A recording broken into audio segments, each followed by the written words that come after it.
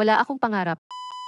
Wala akong big dreams like other people. I don't wanna work harder or stress myself to climb corporate ladder. I just want a peaceful life and stable job. I always feel guilty na wala akong pangarap, wala akong big goals like other people. If I'm going to be honest to myself, I just want to be a housewife. I find joy in doing household chores, cooking, preparing meals, maintaining everything in order, budgeting. I'm ashamed of myself kasi whenever someone is asking me, ano ba pangarap mo, wala akong maisagot. Kasi sila gusto maging business owner or ma-promote, etc. I'm always telling everyone that I wanna do business or be a corporate girl boss para lang may masabi ako na goals ko because last time na naging honest ako about what I want. Sinabihan nila ako, ano ba yan, wala kang pangarap sa buhay. Ganyan ka lang. They definitely look down on me just because I have different dreams than them. And if pwede, I will go to countryside and build my own farm to sustain myself. Gusto ko lang kumita ng sapat. I don't wanna spend my time working and it's kind of depressing. I have to work for the rest of my life tapos matanda na magre-retire lol.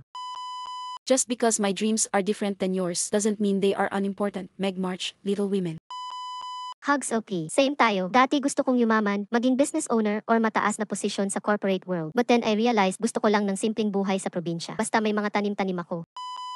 I don't know if this will make you feel better, but at least you're aware that you are not just following someone else's dream. Ang dami dyan kala nila yun yung pangarap nila all their life tapos pag naabot na nila yun, doon nila nare-realize na hindi pala yun yung gusto nila. Yun lang pala yung pangarap na ginusto ng mundo para sa kanila. Your dreams are valid, okay. There is no ranking in dreams anyway. Live your life. Hindi ko alam kung mahilig ka sa pop pero I recommend you listen to Paradise View, BTS and Afro Stream Buwa Akmu. Search mo English lyrics syempre haha. If you want lang naman.